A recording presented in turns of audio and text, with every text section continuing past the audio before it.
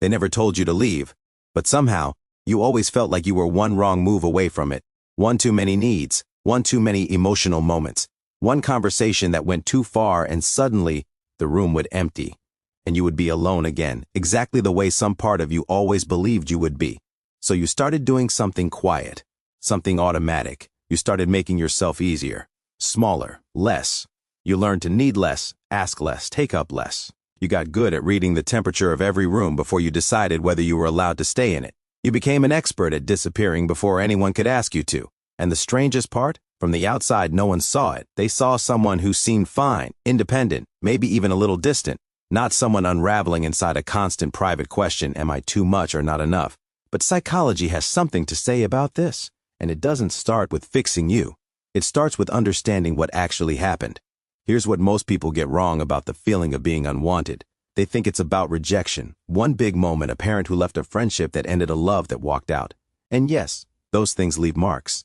But the feeling of being fundamentally unwanted rarely comes from a single event. It comes from accumulation. It comes from the times no one noticed you were struggling, the times you spoke and the conversation moved on without you, the times you were in a room full of people and still felt like you were standing on the other side of glass. Not excluded dramatically, just quietly, consistently, not quite included. Psychologists call this invisible exclusion, the experience of being socially present but emotionally overlooked. And research shows it activates the same neural pathways as physical pain. This is not metaphor. Your brain processes being overlooked the same way it processes being hurt, which means you weren't being dramatic. You were responding to something real with a brain doing exactly what it was designed to do. The wound wasn't imaginary, it was just never acknowledged. But here's the second truth, and this one lives underneath everything else. The belief that you are unwanted is not a reflection of your value. It is a reflection of your early environment. And there is a significant difference. Attachment theory, one of the most replicated frameworks in developmental psychology, tells us that children who grow up in emotionally inconsistent environments learn to relate to love as something uncertain, not constant, not guaranteed. Something you have to earn, or perform for, or shrink yourself to fit inside. Because inconsistency is more destabilizing than absence. An absent parent is painful, but a parent who is present sometimes, warm sometimes, distant without warning, that teaches a child that love is something that can disappear. And so the child learns to hold their breath, always, just in case. That breath holding follows you into adulthood, into friendships where you give more than you take because you believe that's the only way to stay. Into relationships where you apologize for things that weren't your fault because you can't afford the risk of distance. Into rooms where you scan faces before you speak because some part of you is still waiting for the signal that you're allowed to be there. You were not born believing you were unwanted. You were taught to be uncertain about whether you were wanted, and you adapted. The way every intelligent, sensitive person adapts by becoming whatever the environment asks for just to survive it. And this is where it gets precise, because the adaptation that kept you safe then is the exact thing creating distance now. People who carry the felt sense of being unwanted tend to do one of two things in close relationships, and sometimes both, cycling between them. They either overfunction, they become the giver, the helper, the one who never needs anything, the one who makes themselves indispensable because needed feels safer than wanted. Or they underconnect, they pull back before anyone can pull away first. They go quiet. They create just enough distance to feel in control of the rejection they're already certain is coming. Neither of these is a character flaw. Both of them are intelligent responses to a threat that felt real, once. But here's what the research shows. Studies on anxious attachment and interpersonal dynamics consistently find that the behaviors designed to prevent abandonment are often the same behaviors that create it.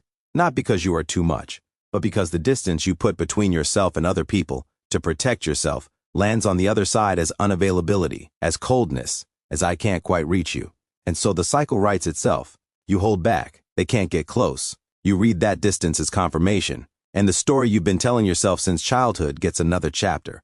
Here's what almost no one says out loud about this, and maybe it's the thing you most need to hear: the people around you more often than not are not reading you the way you think they are. You think they see too much, too needy, too intense, too emotional. But what they're actually experiencing, if the connection is real, is someone who keeps leaving before the conversation gets good, someone they can sense deeply, but can't quite hold, someone they want to know, but who won't fully arrive. You are not unwanted, you are unreachable, and those are not the same thing.